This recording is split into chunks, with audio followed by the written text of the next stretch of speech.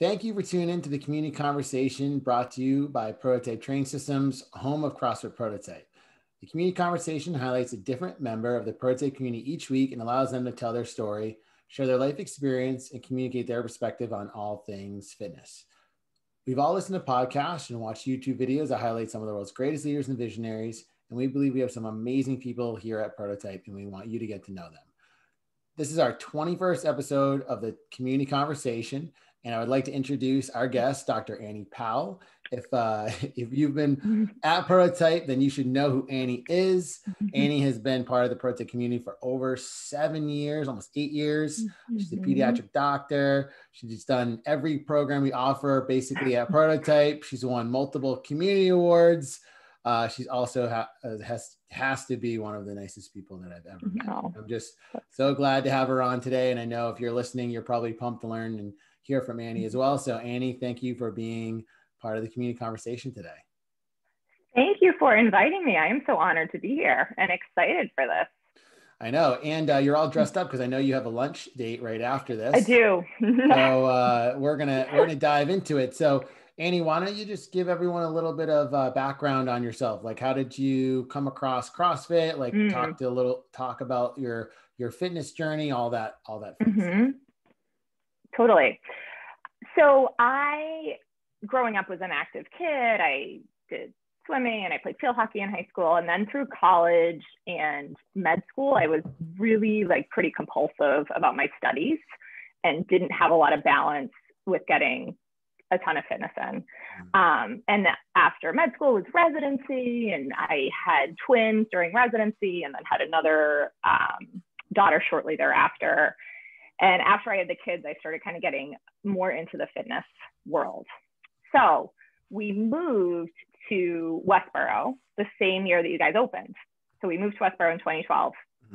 And I was driving downtown and thinking about where am I going to go? What am I going to do? And I drove by Prototype and I looked in the window and I saw this kid who was 22 or something, coaching the class. This guy who opened the gym, and these people swinging from bars. And I was like, oh man, that looks so cool, but I don't know if I could do it. And I was like, maybe I need to, I was between CrossFit or the Get in Shape for Women program across the street. So I didn't know which one to go to. So I called and I got Brian Zantzowitz on the phone. And at this point in my fitness journey, I had been doing a lot of yoga and dance. And Brian he sounded like somebody from a yoga studio. He's like, no, it'll be great. Come on in. You'll love it. He was so zen and welcoming. I was like, okay. So I think the next day I came to my first class, which you guys called Elements at the time. And you were coaching. And I loved it from the beginning. It was so hard and so different than anything I had ever done. But I loved the group training. I loved doing the same thing as everyone else. And the coaches here are just really stellar, which is really why I kept coming back. So you've done over 1,000 workouts at the gym. You've been here for almost near the inception of the gym. And if you guys are listening, I think I'm the 20-something-year-old kid she's talking about. So what has kept you going back? What has kept you motivated? What has kept you continuing to pursue excellence and all those different facets of what you do? There's multiple levels to that answer. So I remember when I started, so I was a 6 a.m.er to start with, because my kids' school time was later. And the original 6 a.m. group was your in-law, you're now in-laws. At the time, you and Aaron were dating. It was Karen and John and Brendan and Eric and Jess Clancy. And it was this just wonderful, so much laughter, so much community. And I really enjoyed being around everybody. And when I was going to 6 a.m., I remember that there was this class that came even ahead of 6 a.m. I thought that 6 a.m. was early. And when my kids' school time shifted earlier, I was like, oh man, I have to start kind of getting up earlier and getting myself to 5 a.m. Now I can't imagine not being part of that. So I start my day surrounded by people who really inspire me to just be better. I am so grateful to be around the women and men and coaches who I interact with every morning. It is very much, for me, just as much about emotional health, mental health, as it is about physical health at this time. So I really do love the people. I love the coaches. It also, coming to Prototype for me has been a lot about personal development in ways that I didn't expect. So I'm in my 40s now with 3 kids and a career. It didn't occur to me that I would be able to learn so many new things at this point in my life. So in addition to doing the CrossFit classes and the Prototype classes, I've been fortunate to work with Joe Black, to coach Joe in and do the Prototype Barbell Club, and even compete in weightlifting events, which if you had told me I was going to know how to weightlift 10 years ago, I would have thought you were crazy. So I love that I'm still learning new things at this point in my life. That's and awesome. One other answer to this question, sorry. Yeah, no. This is one of the few things in my life that I just do for me, right? So for those of us who are moms and, you know, we have spouses, kids, patients, this is mine. This is my time with my friends to develop skills that I love doing and feel passionately about.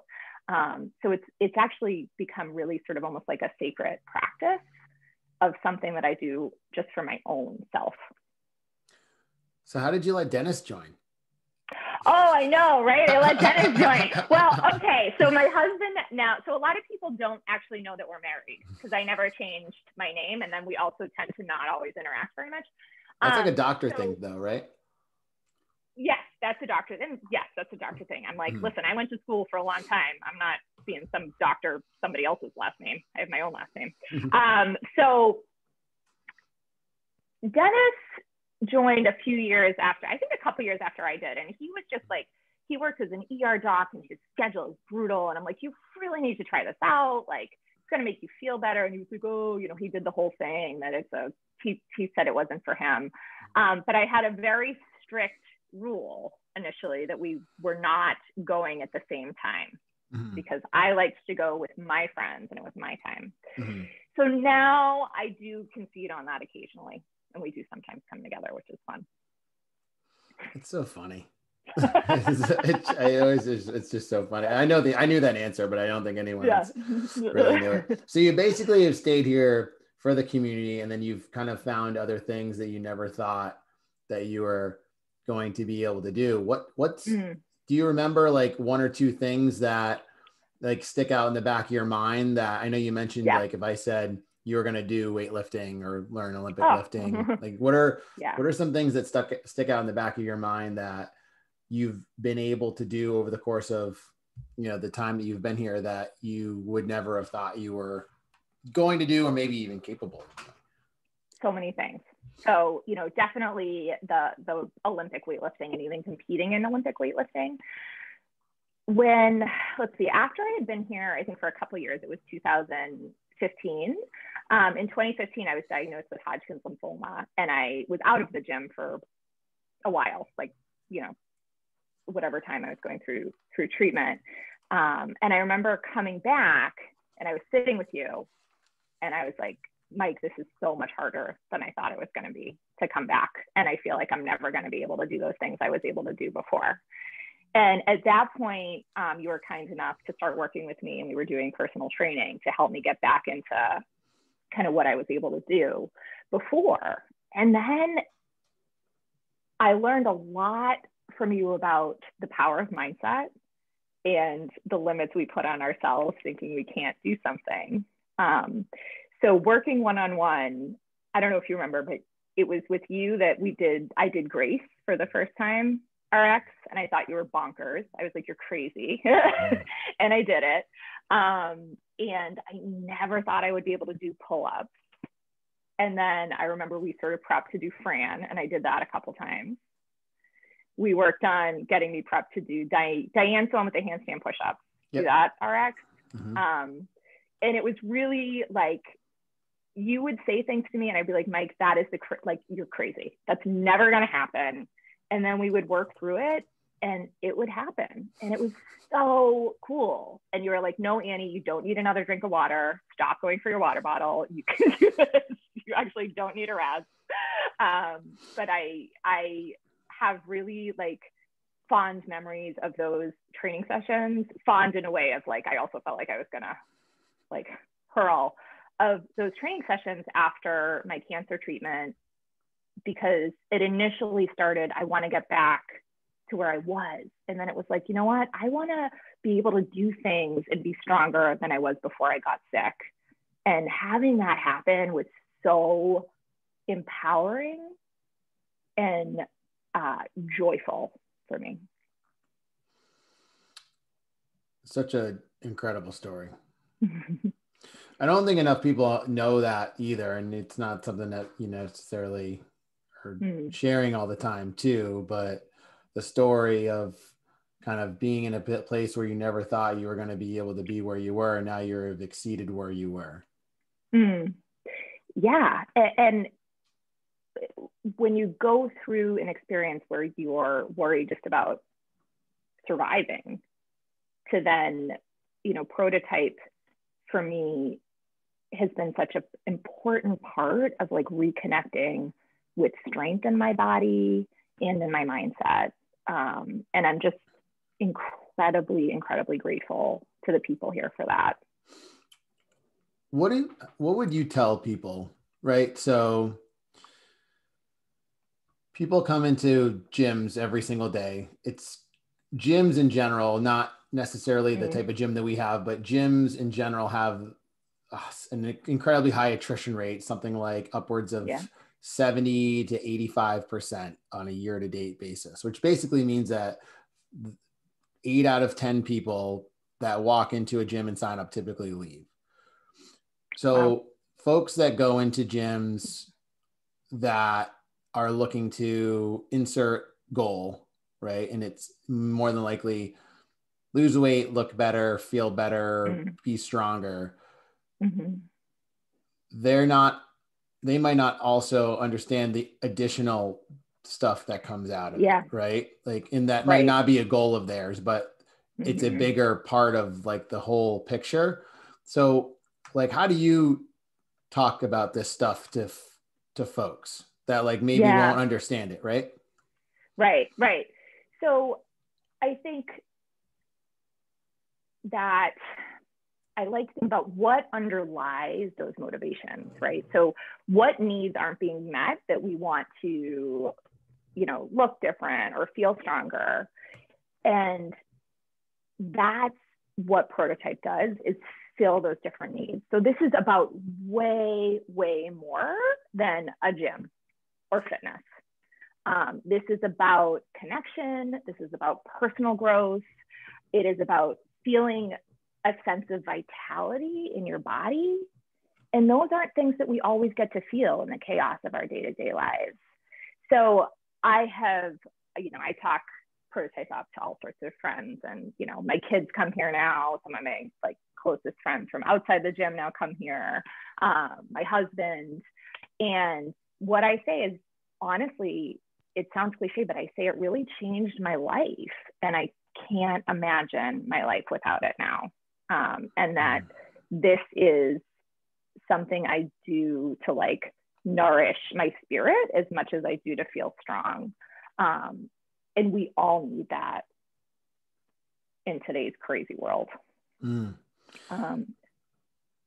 I mean, we had a crazy year for sure. No, sorry, but keep going. No. Sorry. It's just, there's such an intimidation factor. And like, when you think of those mental limits, like those mental limits we put on ourselves, like when I've talked to friends, it's been like, oh, I don't think I can do it, or I could never do that. And I'm like, first of all, you would be amazed. And second, just come. Like honestly, that's the hardest part. And then once you open up those doors and those opportunities, it just happens.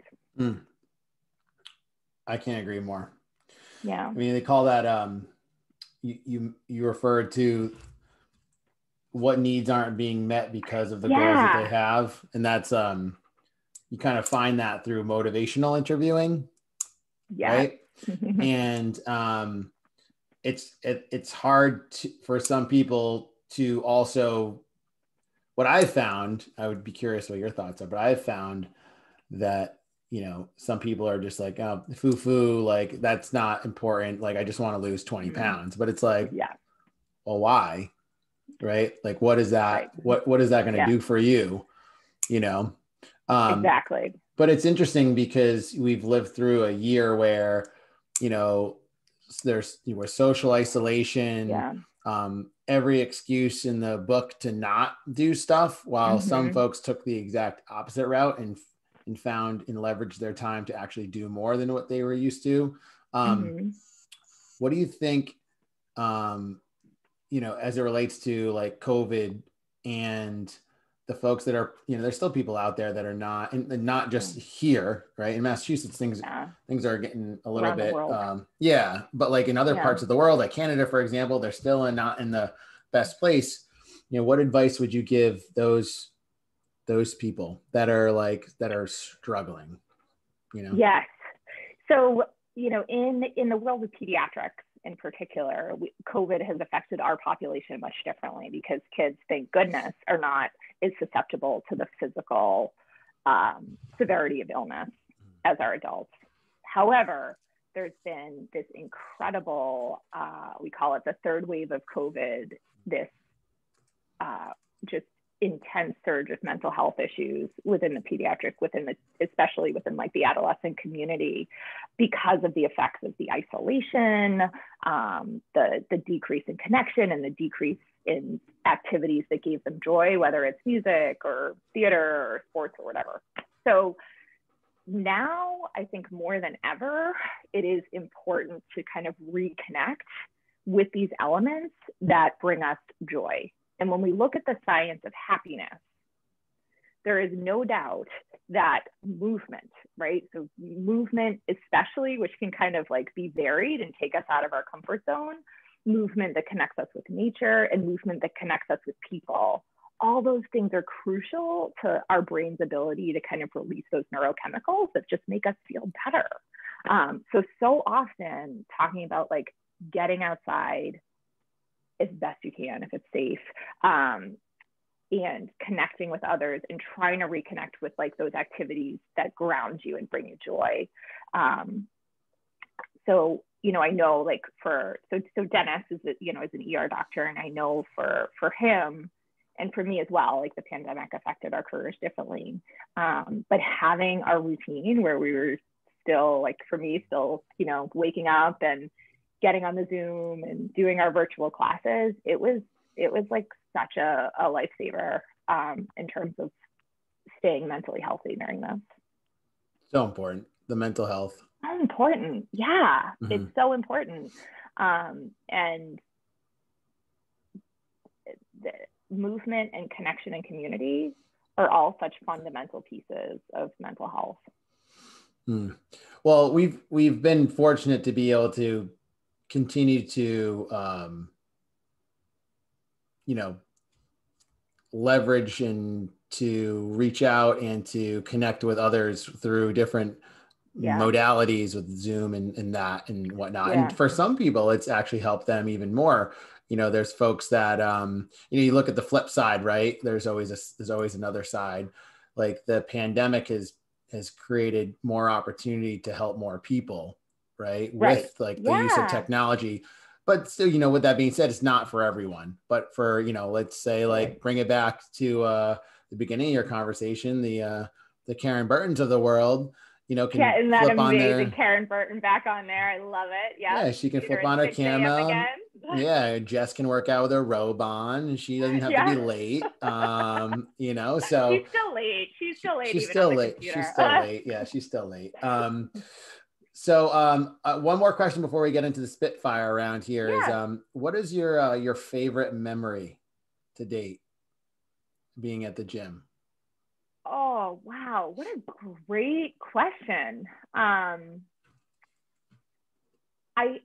can't, it's so hard to pick one. I have, you can say a few. So I love when we have the internal competitions and then have a big party afterward. Those have been some of just the most fun days I have had at Prototype, when we do like the summer throwdowns or the Wadtober, and then I'll hang out afterward. I love those days. You have the Wet Hot Summer Throwdown coming up. We do? It's going to happen? It's going to happen. The date is July. I actually have a call to finalize all the details, but it will be Saturday, July 24th. Yay. Todd and Pegs afterwards. It's going to be different than last year. I actually think folks are going to actually have more fun. Nice. And it should go a little faster too, which means more pool party time. So anyway, cool. I'll you guys that are listening to this right now might be the first to hear about it. Yeah. Okay. So let's hammer out the Spitfire round of questions. I feel like I need to change these questions. I say that every single time, but if you can listen to these, there's 3 questions. The first one is, what is your favorite movie and TV show of all time? And then also, what are you currently binge watching? Okay. So favorite movie of all time, Dirty Dancing, hands down, easy question.